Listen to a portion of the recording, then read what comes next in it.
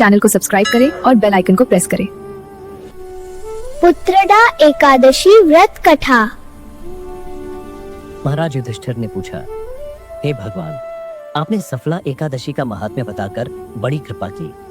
अब कृपा करके यह बतलाइए कि पौष शुक्ल एकादशी का क्या नाम है, उसकी विधि क्या है और उसमें कौन से देवता का पूजन किया जाता है।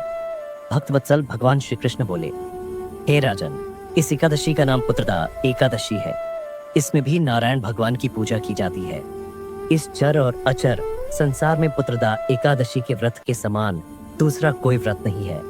इसके पुण्य से मनुष्य तपस्वी, विद्वान और लक्ष्मीवान होता है। इसकी मैं एक कथा कहता हूँ, सो तुम ध्यानपूर्वक सुनो। भद्रावती नामक नगरी में सुकेतुमान नाम का एक राजा राज्य करता था। उसके कोई पुत्र नहीं था। उसकी स्त्री का नाम शैव्या था। वह निपुत्र होने के कारण सदैव चिंतित रहा करती थी।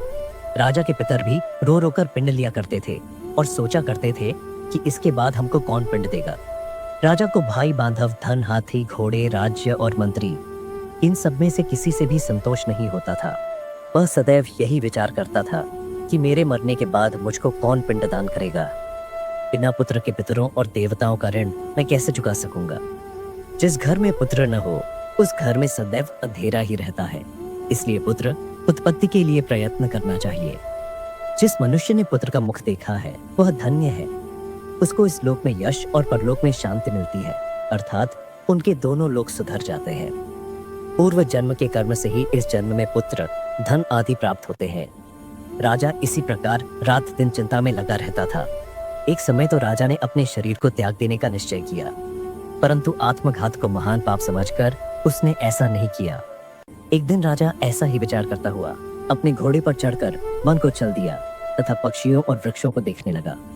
उसने देखा कि वन में मृग, व्याघ्र, सुअर, सिंह, बंदर, सर्प आदि सब भ्रमण कर रहे हैं। हाथी अपने बच्चों और हथिनियों के बीच घूम रहा है। इस वन में कहीं तो गीदड़ अपने कर्कश स्वर में बोल रहे हैं, कहीं उल्लू ध्वनि कर रहे हैं। वन के दृश्यों को देखकर राजा सोच विचार में लग गया। इसी प्रकार आधा दिन बीत गया। वह सोचने लगा कि मैंने कई यज्ञ किए, ब्राह्मणों को स्वादिष्ट भोजन से तृप्त किया, फिर भी मुझको दुख प्राप्त हुआ। राजा प्यास के मारे अत्यंत दुखी हो गया और पानी की तलाश में इधर उधर फिरने लगा। थोड़ी दूरी पर राजा ने एक सरोवर देखा। उस सरोवर में कमल खिले थे तथा सारस, हंस, मगरमच्छ आदि विहार कर रहे थे। उस सरोवर के चारों तरफ मुनियों के आश्रम बने हुए थे। उसी समय राजा के दाहिने अंग फड़कने लगे।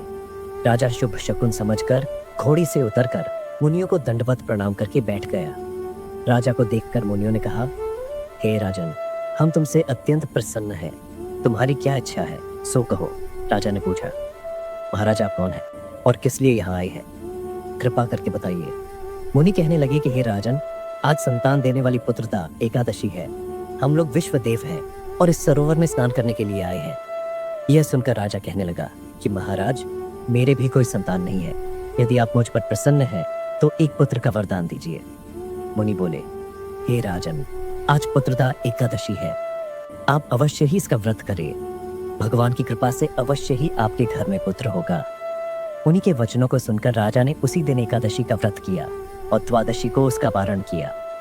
इसके पश्चात मुनियों को प्रणाम करके महल में वापस आ गया। कुछ समय बीतने के बाद रानी ने गर्भ धारण किया और 9 महीने के पश्चात उनके एक पुत्र हुआ। वह राजकुमार अत्यंत शूरवीर, यशस्वी और प्रजापालक हुआ। हे राजन, पुत्र की प्राप्ति के लिए पुत्रदा एकादशी का व्रत करना चाहिए। जो मनुष्य इस महात्म्य को पढ़ता या सुनता है उसे अंत में स्वर्ग की प्राप्ति होती है। बोलो अतः श्री एकादशी महात्म्य की जय। तो बोलो श्री कृष्ण भगवान की जय। मित्रों, अगर आपको ये कथा पसंद आई हो तो कमेंट में जय श्री कृष्णा जरूर लिखें। इस कथा वीडियो को शेयर करके अपने प्रियजनों तक अधिक से अधिक पहुंचाएं। चैनल को सब्सक्राइब करें और बेल आइकन को प्रेस करें।